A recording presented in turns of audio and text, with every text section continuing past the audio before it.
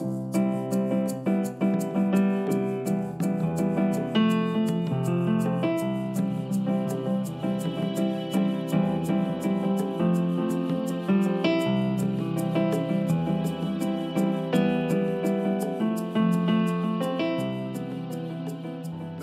learned about alienated children and favored parents, but what about rejected parents?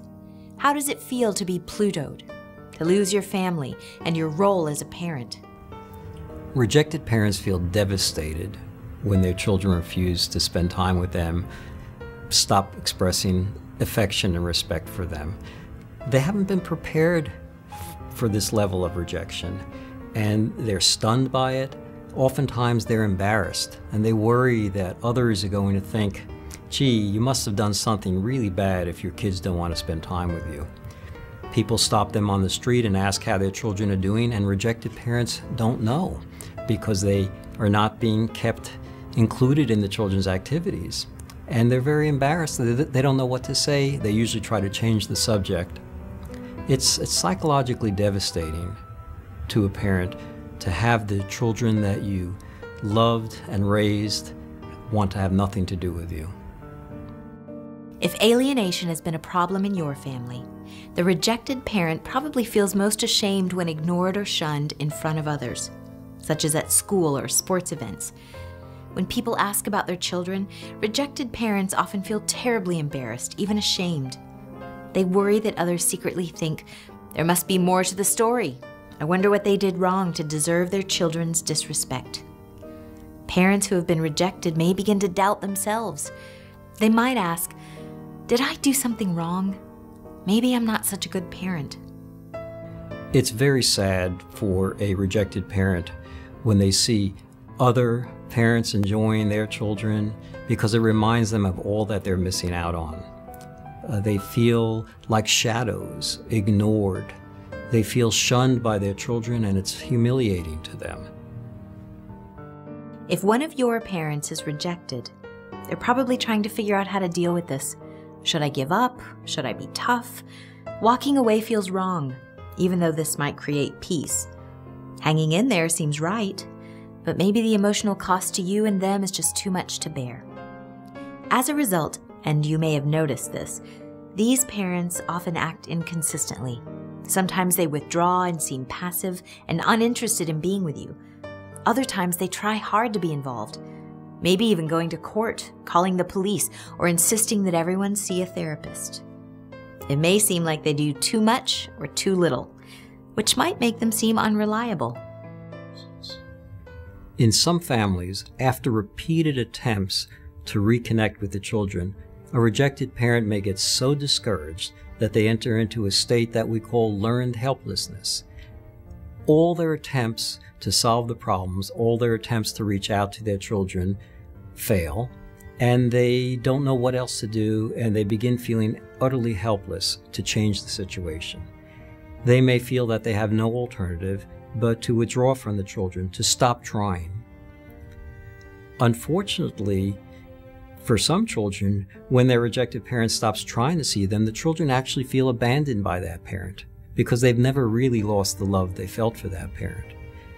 And the children may then think, gee, maybe that parent doesn't deserve our love if he wouldn't hang in there and continue to try to see us. They may misunderstand the parent's withdrawal not as a sign that the parent just didn't know what else to do and felt helpless to solve the problem. They may misunderstand and think that that's a sign that the parent doesn't love them enough. In some situations, particularly when there have been multiple attempts to heal the relationship between children and the rejected parent, and these attempts all fail, there may be no better alternative than to at least accept the situation as it is and temporarily stop trying to heal, stop trying to reconnect, with the hope that sometime in the future the time will be right for the children to recover their love and restore a positive relationship with the parent.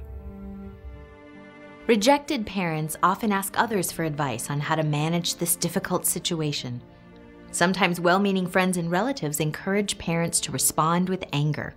You need to teach your ex a lesson, or how dare your children treat you like that? This can lead parents to overreact in ways that don't help. If your parent responds this way, it might drive you further away rather than make you want to repair the relationship. In fact, rejected parents sometimes need to be reminded that all kids complain about their parents from time to time. Just because a child is moody or negative doesn't automatically mean that the child is becoming alienated. Rejected parents seek advice from professionals, such as lawyers and psychologists. Rejected parents are often told that the best way to handle their children's rejection is to allow a cooling off period, allow the children to withdraw for a while, wait for the right time to come when the children will reach out to reconnect with you. But unfortunately, in many families, the right time never comes. And what began as an alienation, where the children had negative attitudes about the parent, becomes a total estrangement where the children lose all contact with that parent.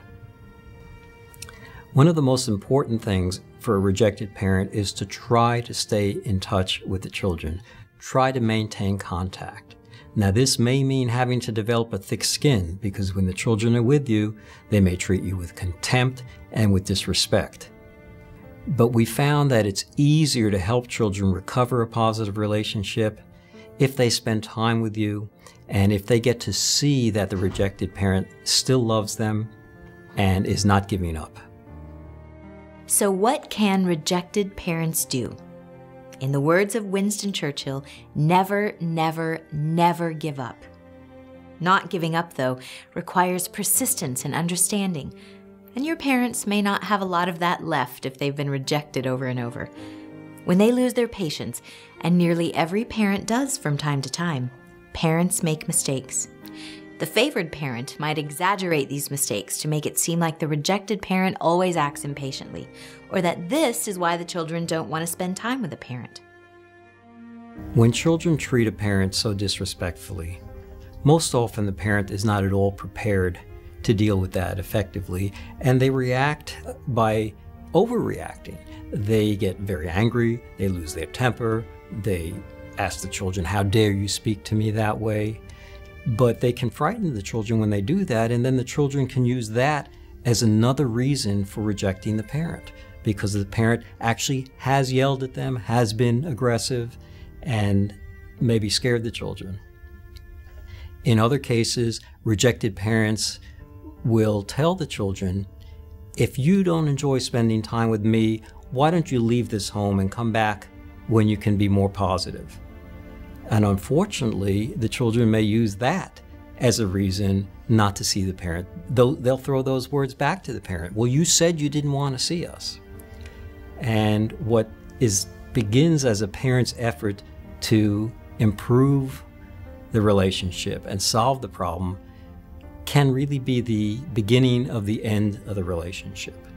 It's very important that rejected parents avoid overreacting to their children and avoid rejecting their children. This means they've got to develop a thick skin, and they've got to develop patience to tolerate what is very disrespectful and contemptuous behavior without losing their temper.